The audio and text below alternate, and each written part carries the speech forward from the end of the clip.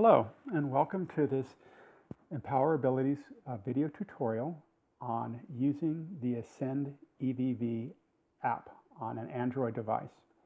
Today we're going to cover self-registration. So self-registration is the ability for the attendant to create their own account within the Ascend EVV system. So to start, we want to open up the Ascend EVV app by pressing on it, and that will open up the home screen. So at this point, we do not have an account created on the Ascend EVV system, so we're going to go ahead and we're going to go to that bottom option and we're going to select Register. Okay, now there's 4 pieces of information that the registration is going to require. It's going to require the domain name, which we'll have sent you. It's going to be the access code. The access code, if you're coming from clock in, clock out, is going to be your PIN number that you already use. The attendance PIN number will be the access code. Then you're going to need to know the attendant's first name and the attendant's last name. So I also want to bring your attention to, if you notice the little blue button down there in the corner, or down there in the lower part of the screen, that right now it says next, but that next is dark blue. That means that it's not ready to go. So I'm going to go ahead and enter in a test user that I'm using for this demonstration. And I'm going to enter in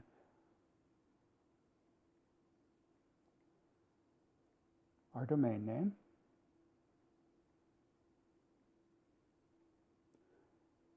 I'm going to enter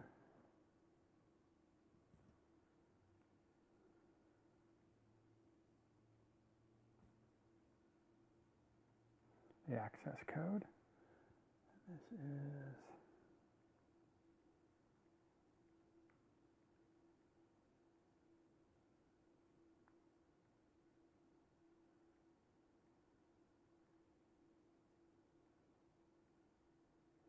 now notice that now that I've entered in that information, that next button now has that white next in it. That means that I've entered all the information to do. So what's going to happen at this point is it's going to take this attendance information and it's going to compare it to the server. And if these 4 pieces of information match, it's going to go ahead to the next part of the process. But if for some reason when you hit next it does not do that, it means that something here is wrong. So I'm going to go ahead and I'm going to purposefully make something wrong on it so we can see what that message looks like. So I'm going to make this person's name last name not correct, and I'm going to go ahead and hit next.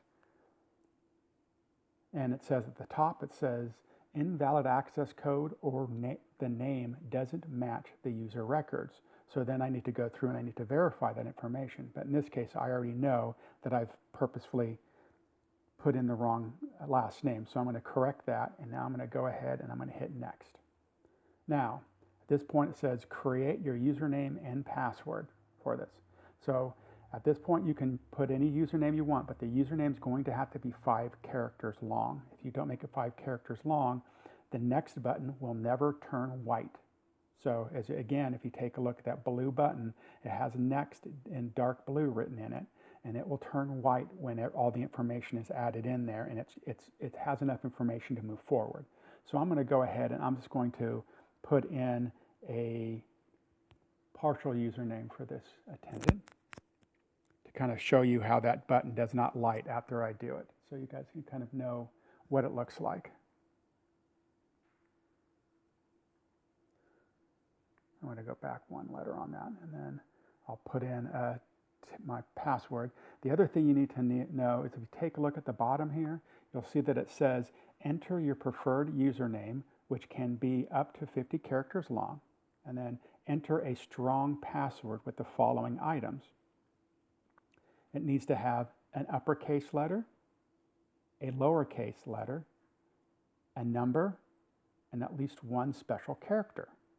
And it has the list of special characters that are allowed there. And then it needs to be at least 8 characters long and cannot be longer than 20 characters long.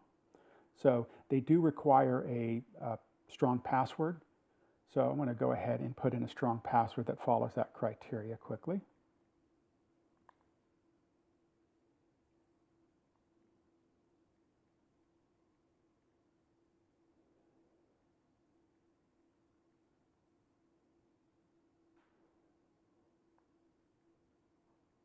And notice at the top, notice over to the right-hand side there, it went from medium to strong. It changed over there. So that means I've met that criteria. So if you don't see that green strong over to the right side of that first password line, you didn't make it strong enough, and it's probably it's going to fail for you. So you need to make sure that you get that right.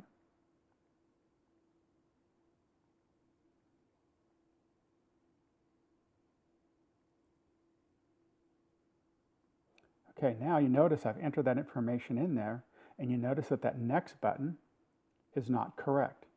So that means one of two things. Either I my password doesn't match, my first password and my password verification didn't match, or my username is not correct. In this case, I know that the username is not correct because I made it too short. I need to add in the other characters in order to make it work. And you notice,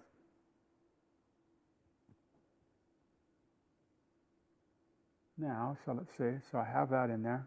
So I must have the password wrong somewhere because it's still not lit. So we're going to go ahead and we're going to re-enter our password just to make sure.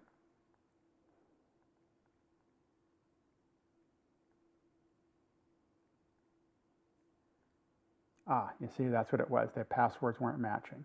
So I'm going to go ahead, now that the next is lit, I can move forward. So we're going to go ahead and we're going to hit next. And now this is going to bring me to my contact information.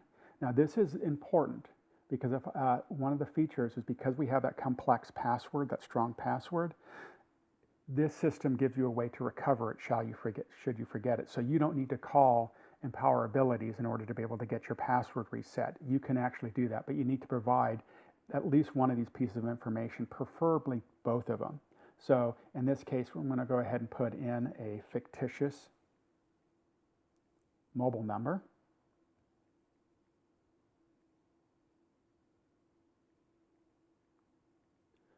And then I'm going to go ahead and put in an email address. And if you don't have an email address, I strongly encourage you to go ahead and get one. You can get one from Gmail, and they're relatively easy to get and set up because it just gives you another way to be able to recover your password.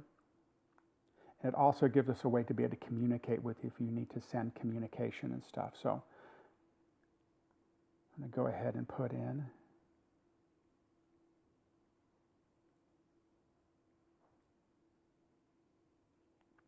now you'll see that I can continue here. So I'm going to go ahead, once I have this information, I'll verify it.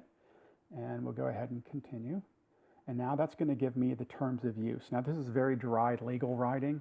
It is worth reading if you have patience and you are okay at reading this kind of stuff. If you intend to use this app, you're going to have to hit accept here. There's no way around it. So just go ahead. I'm going to go ahead and hit accept. And now it says registration complete. Your account has been created. And then it says go to the login window. So if I go to the login window, now I should be able to type in my username. And I used Android for my username. So that completes this tutorial on self-registering in the Ascend EVV system. I hope you found this video helpful, and I look forward to creating some more of these informational videos for you.